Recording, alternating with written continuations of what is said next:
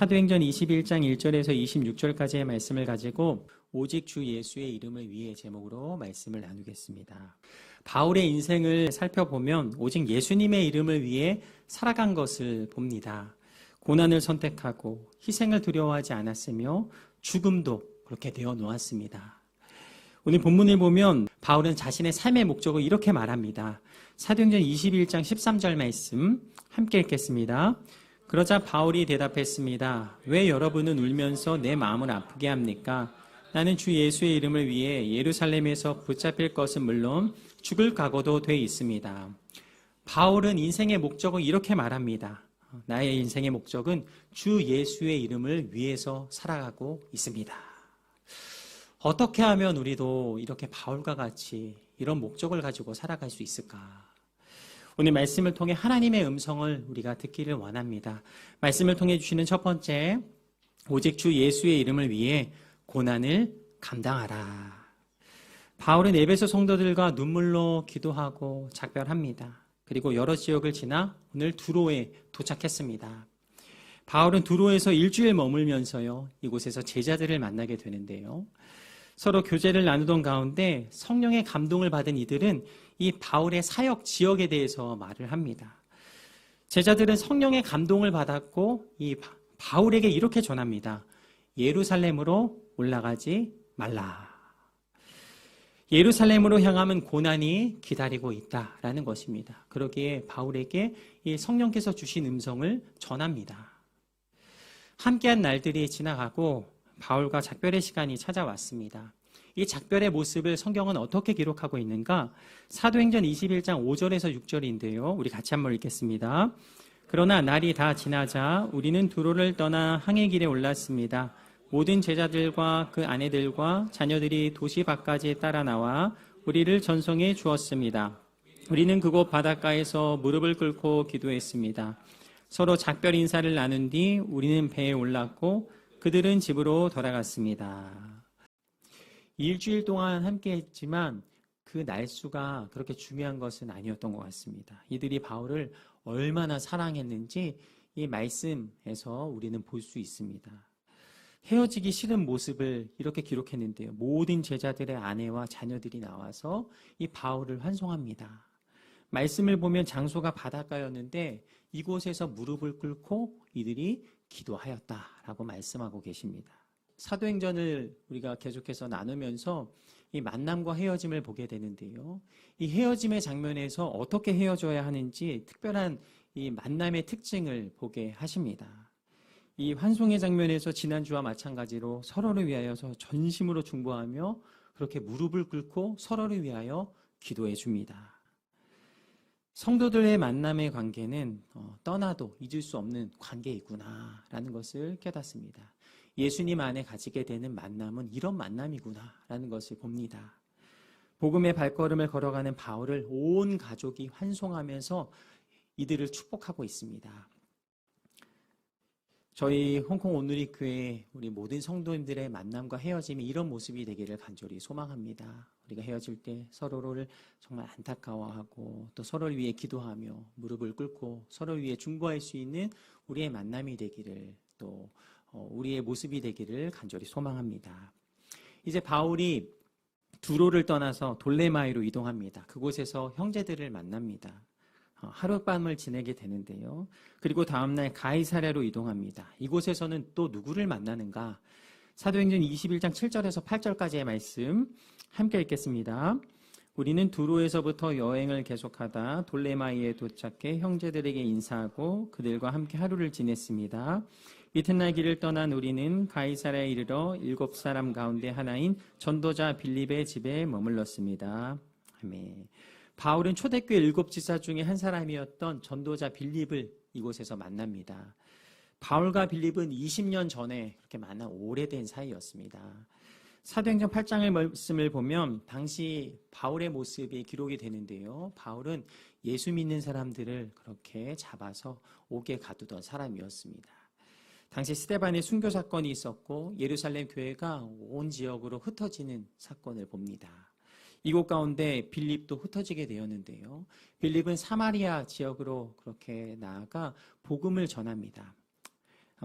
빌립이 복음을 전할 때 사마리아 지역에 놀라운 역사와 은혜가 일어나고 사마리아 지역에 있는 사람들이 복음을 듣고 변화되는 모습을 봅니다. 이때 성령께서 빌립에게 말씀하시죠. 모든 일을 중단하고 사막으로 가라. 사막으로 향하였을 때 빌립은 에디오피아 내시를 만나게 됩니다.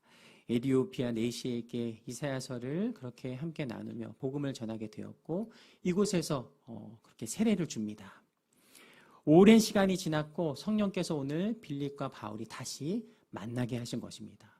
바울도 정말 할 말이 많이 있었겠죠. 바울도 예수님을 만나서 그의 인생이 변화되었습니다.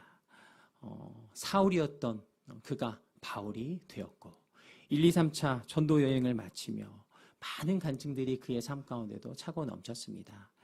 감옥에 갇혔지만 하나님께서 구하셨고 환난과 핍박을 당했지만 복음이 전해질 때 성령께서 얼마나 놀라운 일들을 행하셨는지 바울 안에는 놀라운 간증들이 차고 넘치게 그렇게 그 안에 있었습니다. 빌립과 바울이 만나 함께 간증을 나눌 때 그 풍성한 나눔이 얼마나 서로를 바라보면서 감사했을까요?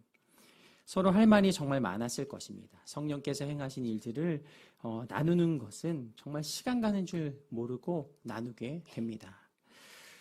우리도 그렇게 서로 성도인들 간의 교제를 나눌 때 성령님께서 교제하게 하시면 그 가는 시간을 우리가 정말 깜짝 놀라게 하시죠. 벌써 이렇게 시간이 지났는지. 또 성령 안에서 우리가 함께 기도하게 되면 벌써 이렇게 시간이 지났는지 우리가 놀랍니다. 빌립과 바울의 성령께서 행하신 일들을 그렇게 나누면서 아마도 밤을 새웠을 것입니다. 이야기하다가 이 가족 이야기도 그렇게 하지 않았을까요?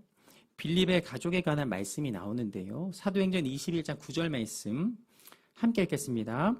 그에게는 결혼하지 않은 4명의 딸이 있었는데 그들은 모두 예언하는 사람들이었습니다. 이 빌립의 영성이 그 딸에게도 전해진 것 같습니다. 빌립에게는 4명의 딸이 있었는데 그들 모두 예언하는 자들이었다라고 말씀하십니다. 그러다 보니 빌립의 집에는 참 많은 사람들이 그렇게 오고 갔던 것 같습니다. 그날은 아가보라는 선지자가 방문을 했는데요. 사도행전 21장 10절에서 11절 보면 그 장면을 이렇게 기록합니다. 그곳에는 여러 날을 지내는 가운데 아가보라는 예언자가 유대로부터 내려왔습니다. 그가 우리에게 와서 바울의 허리띠를 집어 자기 손발에 매더니 이렇게 말했습니다. 예루살렘의 유대 사람들이 이 허리띠 주인을 이렇게 동염해 이방 사람들에게 넘겨줄 것이라고 성령께서 말씀하십니다. 이 아가보라는 선지자가 바울의 허리띠를 그렇게 집어서 자기 손발에 막 맵니다. 그리고 성령께서 말씀하신 것을 이렇게 전합니다. 예루살렘에 가면 환난과 핍박이 기다리고 있습니다. 아가보라는 이 선지자가 성령님이 주신 말씀을 그대로 듣고 전한 것입니다. 성령의 사람들은 성령님께서 말씀하시는 것을 들을 때 그 상황들을 깨닫게 됩니다. 성령께서 내게 말씀하고 계시는구나. 내가 어떻게 행해야 하겠는가. 성령께서 바울에게 계속해서 같은 음성을 허락해 주고 계십니다. 예루살렘으로 가면 고난을 받을 것이다. 예루살렘으로 가면 고난을 받을 것이다. 계속해서 성령님께서 주시는 그 음성을 사람들의 입술을 통해 전해 주십니다. 사람들은 바울에게 예루살렘에 절대 가지 말라고 그렇게 애타게 울며 간곡히 부탁합니다. 성령님께서 보여주신 것을 바울에게 말한 것이죠. 예루살렘으로 가지 마십시오. 바울은 2번이나 사람들을 통해서 성령님의 음성을 들었습니다. 우리가 바울의 입장이라면 우리는 어떻게 행해야 할까? 바울은 누구의 말을 들어야 할까? 우리는 말씀을 통해 깨닫습니다. 성령께서 직접 내게 말씀하시는 그 음성을 듣고 내가 믿음의 발걸음을 걸어 나아가야 하겠다. 내가 기도함으로 내게 주시는 성령님의 음성을 듣고 이 모든 상황들 속에서 주신 음성을 내가 직접 확인하고 그 길을 명확하게 걸어가야 하겠다라는 것입니다. 사람들을 통해서 계속해서 성령님께서 바울에게 말씀하십니다. 고난이 따를 것이다. 고난이 따를 것이다. 성령께서 바울에게 말씀하실 때 바울은 이를 어떻게 받아들였는가? 예루살렘으로 돌아가면 환난과 박해를 받게 될 것이다. 내가 고난받을 것을 준비해야 하겠구나. 사람들은 바울을 아끼며 사랑했기에 계속해서 가지 말라라고 말합니다. 그러나 말씀을 보면 성령님께서 바울에게 가지 말아라 라고 말씀하신 적이 없습니다. 바울은 이들에게 이렇게 대답을 합니다. 사도행전 21장 13절 말씀 함께 읽겠습니다. 그러자 바울이 대답했습니다. 왜 여러분은 울면서 내 마음을 아프게 합니까? 나는 주 예수의 이름을 위해 예루살렘에서 붙잡힐 것은 물론 죽을 각오도 돼 있습니다. 바울은 말합니다. 왜 여러분 울면서 내 마음을 아프게 합니까? 어째서 내 마음을 연약하게 만듭니까? 물론 바울도 두려웠을 것입니다. 그러나 바울은 복음을 위해 죽기로 결정한 사람이었습니다. 그는 주 예수 그리스도의 이름을 위하여 살기로 결정한 사람이었습니다. 그래서 이렇게 말하는 것이죠. 어째서 내 마음을 흔듭니까? 나는 주 예수의 이름을 위해 나아갈 것입니다. 저는 이 믿음의 결정이 저와 여러분의 결정이 되기를 축복합니다. 모든 상황 속에서 많은 사람들을 통해 내게 말씀하시지만 하나님께서 내게 말씀하시는 그 음성을 명확하게 듣고 확인하며 주님의 음성을 듣고 따라 나아가실 수 있는 저와 여러분의 생애가 되기를 축복합니다. 다른 사람들에게 말했다면 하나님께서는 나에게도 말씀하고 계신 것입니다. 우리는 그 음성을 들어야 하겠습니다. 바울은 이렇게 결정합니다. 나는 주 예수의 이름을 위해 나아갈 것입니다. 예루살렘에 가면 환난과 핍박이 기다릴 것을 압니다. 그러나 나는 주 예수 그리스도의 이름을 위해 나아갈 것입니다. 바울은 성령의 음성을 따라 초연히 그 길을 향하여 나아갑니다. 바울이 예루살렘에 도착했을 때 야고보를 비롯한 예루살렘 교회 지도자들은 따뜻하게 바울을 맞아줍니다. 그 장면이 사도행전 21장 17절에서 19절까지의 말씀인데요. 우리가 예루살렘에 도착하자 형제들이 따뜻하게 맞아주었습니다. 이튿날 바울은 우리와 함께 야고보를 만나러 갔습니다. 모든 장로들도 거기 와 있었습니다. 바울은 그들에게 문안하고 하나님께서 그의 사역을 통해 이방 사람들 가운데서 행하신 일들을 자세히 보고했습니다. 오늘 말씀을 통해 주시는 두 번째, 오직 주 예수의 이름을 위해 오해와 비난도 두려워하지 말라. 바울이 문안하고 이들과 하나님께서 행하신 일들을 나누었습니다. 19절 말씀을 보면 바울은 이렇게 고백합니다. 하나님께서 이방 사람들 가운데 놀라운 일들을 행하셨습니다. 이 모든 일들은 내가 한 것이 아닙니다. 이 모든 일들은 하나님께서 행하신 것입니다. 바울은 명확하게 하나님께 모든 영광을 올려드립니다. 이곳에 모인 이들은 하나님께서 행하신 일들을 함께 나누면서 찬양하며 기뻐했습니다. 이제 예루살렘 교회의 사정을 듣게 되는데요. 당시 예루살렘 교회는 이 영적인 침체 가운데 빠져 있었습니다.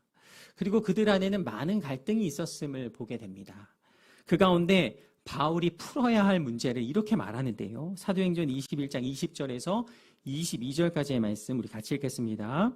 그들은 이 말을 듣고 하나님을 찬양했습니다. 그러고는 바울에게 말했습니다. 형제여 알다시피 수만 명의 유대 사람들이 믿게 됐는데 그들은 모두 율법을 지키는 일에 열심을 가진 사람들입니다. 그들은 당신이 이방 사람들 가운데 살고 있는 모든 유대 사람들을 가르쳐 모세를 저버리고 자녀들에게 할례를 하거나 유대 관습대로 살지 말라고 하는 줄 아는데 그러니 어떻게 하는 게 좋겠습니까? 당신이 왔다는 소문을 분명 듣게 될 테니. 바울을 따뜻하게 맞아주다가 이 심각한 이 모든 상황들을 바울에게 전합니다. 유대교 출신의 그리스도인과 이방인 출신의 그리스도인 사이에 문제가 있었던 것입니다. 이 예수님을 믿는 사람들이 수만 명이나 되었는데 모두 율법을 지키는 일에 열심을 가진 사람들이었다라고 말씀하고 계십니다. 유대교 출신의 그리스도인, 이들은 예수님을 믿고 구원받은 사람들입니다. 그러나 문제가 있었습니다. 어릴 적부터 이 유대교 교육을 받았기 때문에 유대교의 관습과 습관이 쉽게 바뀌지 않았던 것입니다. 어린 시절부터 계속해서 이 관습을 따랐기 때문에 이것을 내려놓는 것이 굉장히 힘들었던 것입니다. 우리는 이것을 기억해야 합니다. 예수님께서 율법을 완전하게 이루어 주셨습니다. 그러기에 율법을 지켜 율법으로 구원을 얻는 것이 아닙니다. 우리는 예수님을 믿음으로 이 믿음의 고백으로 구원에 이르게 됩니다. 예수님을 믿는 자는 그가 연약하고 부족해도 모든 율법을 지킨 것으로 인정해 주시고 죄를 용서받고 의롭다는 인정을 받고 구원을 받는다라는 것입니다. 이 유대교적인 관습, 또 인간적인 습관, 이 모든 것은 구원에 있어서는 본질이 아님을 말씀하고 계신 것입니다. 본질은 오직 예수님을 믿는 믿음으로 구원을 받는다. 그러나 그들은 유대교적인 관습에 젖어 있어서 계속해서 이렇게 질문하고 있는 것입니다. 할례를 행해야 하지 않겠는가? 율법도 지켜야 하지 않겠는가? 예수님을 믿지만 여전히 율법적 전통을 지키는 일에도 헌신적인 상태였던 것입니다. 또한 바울에 대한 반감에 대해서 이렇게 말하는데요. 바울이 하지 않은 말을 했다라고 생각합니다. 바울이 전통을 무시한다. 바울이 전통을 버리려 한다. 바울은 모세의 율법을 폐기하려 한다. 이 바울이 하지 않았던 말들을, 이 가짜 뉴스를 계속해서 퍼뜨리며 생각하고 있는 것입니다. 이런 관점에서 바라보면서 계속해서 바울의 이 모든 상황들을 문제 삼고 있습니다. 바울은 율법을 폐하시지도 않고 완성하신 그리스도를 전해왔습니다. 유대인들이 지키는 율법으로 구원을 얻을 수 없다라고 말했지만 문화적 전통, 관습을 행하지 말라고 가르친 적은 한 번도 없었습니다. 사도행전 16장 말씀을 보면 이 바울이 디모데에게 할례를 받도록 그렇게 지시합니다. 유대인의 전통을 존중하면서 믿지 않는 유대인들을 복음화하기 위하여서 할례를 받으라라고 말합니다. 이방인에게 전통을 지키느라 이 복음을 깨닫지 못하는 이 상황들에 대해서 바울은 과감하게 모든 것을 내려놓고 유대인들에게 잘 알도록 전통을 무시하지 않고 복음을 잘 전할 수 있도록 계속해서 배려하면서 그들의 상황에 맞게 복음을 전해왔던 것입니다. 그러나 사람들은 계속해서 바울을 오해해왔고 오늘 그렇게 상황들을 전하고 있는 것입니다. 예루살렘 교회 지도자들은 이 상황을 해결할 대안을 한 가지 제시하는데요. 그것이 사도행전 21장 23절에서 24절까지의 말씀입니다. 우리 같이 한번 읽겠습니다. 우리가 일러주는 대로 하십시오. 우리 가운데 서원한 사람이 4명 있습니다. 이 사람들을 데려가서 그 정결의식에 당신도 함께 참여하고 그들이 머리 깎는 비용을 대십시오. 그러면 당신에 대한 그런 소문이 사실이 아니며 당신 자신도 율법에 순종하며 살고 있음을 모든 사람이 알게 될 것입니다. 우리 가운데 나시린으로 서원한 4사람이 있는데 그들이 가난해서 이 머리 깎는 정결의식에 참여하지 못하고 있습니다. 바울도 이 정결의식에 참여하십시오라고 그렇게 권한 것입니다. 24절 하반절에 보면 이렇게 말합니다. 그러면 당신에 대한 소문이 사실이 아니며 당신도 율법에 순종하며 살고 있음을 모든 사람이 알게 될 것이다 라고 말합니다. 교회 지도자들은 정면 돌파하자라고 말한 것이 아니라 바울에게 이 상황을 피해 가자라고 말한 것입니다. 바울은 이 상황을 어떻게 결정하는가? 사도행전 21장 26절 말씀 같이 읽겠습니다. 이튿날 바울은 그 사람들을 데려가서 그들과 함께 자기 몸을 정결하게 한 후에 성전에 올라가 정결의식이 끝나는 날짜와 각 사람이 예물 바치는 날짜를 신고했습니다. 바울은 자신이 돈을 들여서 정결의식을 할 수 있도록 도와줍니다. 이것은 바울이 이 고집을 부리며 상황을 끌고 갈 문제가 아니었음을 판단했던 것입니다. 이 일을 통해 복음이 전해진다면 바울은 이 일을 기꺼이 행한 것입니다. 바울이 예루살렘에 돌아오기 전에 성령께서 이미 바울의 마음 가운데 계속해서 그 마음을 주셨습니다. 환난과 핍박이 기다리고 있을 것이다. 그러기에 바울은 계속해서 마음 가운데 준비하고 있었던 것이겠죠.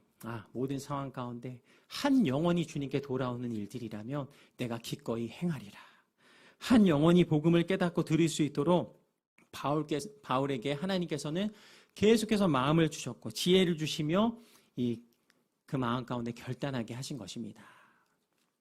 바울은 죽음을 각오하고 예루살렘에 왔습니다. 환난과 고난과 핍박받는 거 두려워하지 않았습니다. 사람들에게 오해받는 것, 비난받는 것 두려워하지 않았습니다. 바울의 관심은 오직 더 많은 유대인들이 주님 앞에 돌아와 주 예수 그리스도의 이름을 함께 고백하며 선포하며 그 이름을 위하여 살기를 그렇게 원하는 마음 그 한 가지였습니다. 나의 결정이 예수님을 믿게 하는 통로가 된다면 바울은 그 길을 선택한 것입니다. 고린도전서 9장 19절에서 21절은 이렇게 말씀하십니다. 내가 모든 사람에 대해 자유로우나 스스로 모든 사람에게 종이 됐습니다. 이는 내가 더 많은 사람을 얻기 위해서입니다. 유대 사람들에게 내가 유대 사람처럼 된 것은 유대 사람을 얻기 위해서입니다. 나 자신이 율법 아래 있지 않지만 율법 아래 있는 사람들에게 내가 율법 아래 있는 사람처럼 된 것은 그들을 얻기 위해서입니다. 내가 그리스도의 율법 아래 있기 때문에 하나님의 율법을 떠난 사람이 아니지만 율법 없는 사람들에게 율법 없는 사람처럼 된 것은 그들을 얻기 위해서입니다. 이방인에게는 이방인처럼 유대인에게는 유대인처럼 바울은 복음을 위하여서 그렇게 나아갔던 것입니다. 바울은 또 이렇게 고백합니다. 로마서 14장 8절입니다. 살아도 주를 위해 살고 죽어도 주를 위해 죽습니다. 그러므로 죽든지 살든지 우리는 주의 것입니다. 바울은 살아도 주를 위해 살고 죽어도 주를 위해 죽겠습니다. 바울의 인생의 목적은 오직 예수님의 이름을 높이는 것, 그것 하나였습니다. 그러기에 모든 것을 내려놓고 상황에 따라서 한 영혼이 주님께 돌아온다면 그 믿음의 결정을 행한 것입니다. 어떤 형식도 바울에게는 중요하지 않았습니다. 그들이 예수님만 믿는다면, 그들이 복음만 알 수 있다면 바울은 무엇이든지 할 수 있었습니다. 한 영혼을 위해서라면, 한 영혼이 구원받을 수 있다면 머리라도 깎아서 내가 그들 가운데 함께 할 것입니다. 이것이 바로 바울의 결단이며 바울이 한 영혼을 위한 마음이었습니다. 바울과 같이 예수님의 이름을 위해 모든 것을 내려놓고 주 예수 그리스도의 이름을 위해 나아가는 저와 여러분의 삶이 되기를 간절히 축원합니다. 한 주간을 살아가는 동안 예수님의 이름을 위해 고난을 넉넉히 이겨 나아갈 수 있는 홍콩 온누리교회 모든 성도들의 새해가 되시기를 바랍니다. 또한 복음을 위해 오해받는 것, 고난받는 것, 두려워하지 않는 저와 여러분의 삶이 되기를 축원합니다.